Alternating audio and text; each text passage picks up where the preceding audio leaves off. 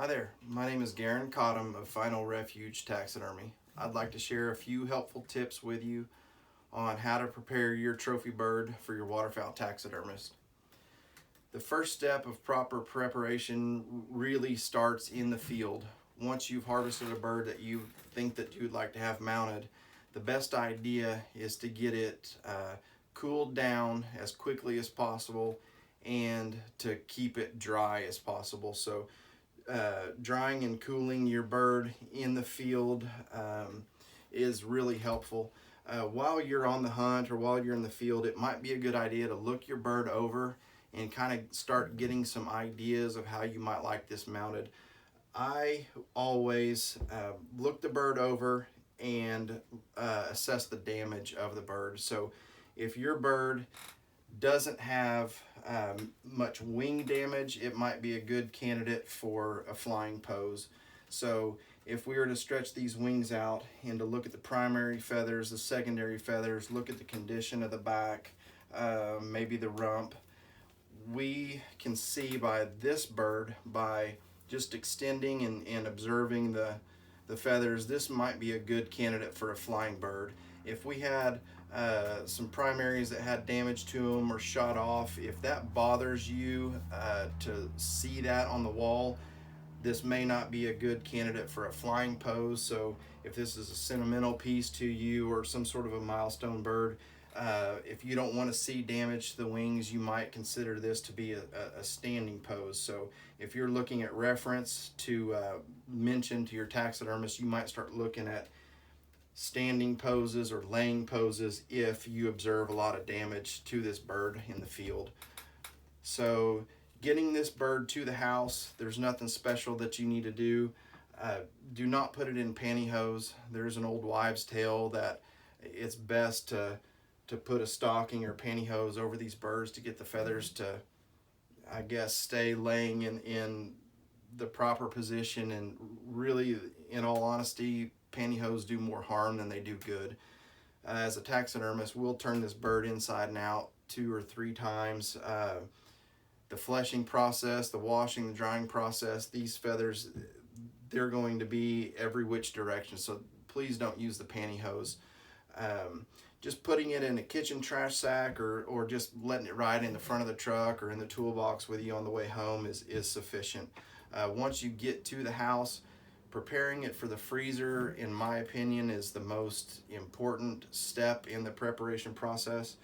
And I ask that folks do not freeze their bird with their head in this extended position. If this bird is frozen and you happen to drop this bird, it's going to break the neck off, skin, bone, the whole 9 yards. So I always recommend that you either lay the head up next to the wing, lay the head over the back, open the wing, tuck it in, however you've got to, whatever you feel most comfortable with, getting that neck curled in over the body as to not break off, that's fine. In my opinion, how I recommend people freeze these birds is to protect the most vulnerable spots on their skin as far as a taxidermist perspective. And whenever I skin this head out on this bird, I want this area to be nice and moist and not to be freezer burned.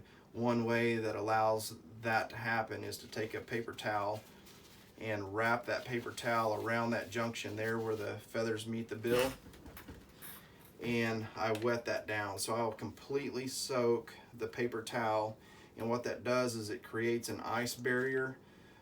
So when it's in the freezer, air is not getting to that section and is not freezer burning that area. But more importantly, whenever this bird is thawing out, all the moisture from this wet paper towel is going back into that skin and helping that be easier to work with.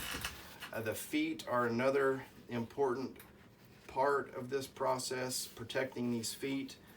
I take the wet paper towel, wrap it around the feet as well, get every bit of that skin on the foot completely soaked. Again, that ice is going to protect that skin, and it's going to put moisture back into that skin when it's thawing out.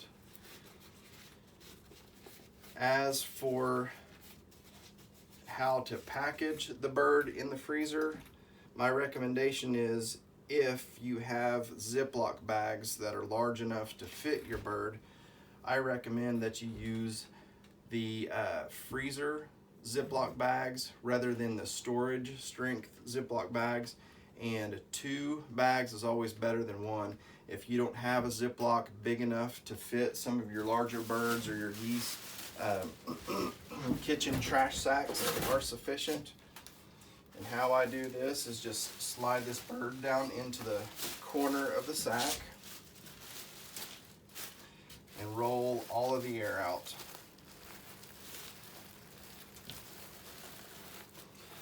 And again, 2 is better than 1, so I will just put it in a second trash sack.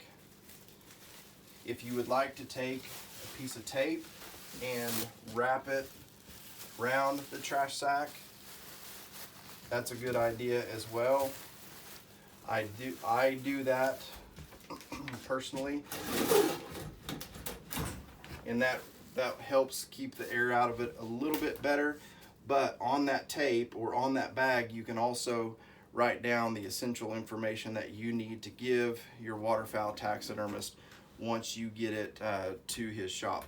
So migratory birds are regulated by the federal government, the U.S. Fish and Wildlife Service, and waterfowl taxidermists are required to keep federal logs that can be audited.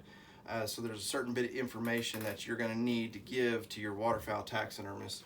And some of that information is it's going to be your name, your license number, phone number, address, the species of the bird, date of harvest, and the location of harvest. So if you have tape on your package or just packaged in some type of sack that you can write on, it might be a good idea before you put it in the freezer, go ahead and throw that information in there with it. It makes it easier on your taxidermist when you go to log it in, and it makes it easier for you not to have to recall that information or go digging for your license or looking through pictures for dates. So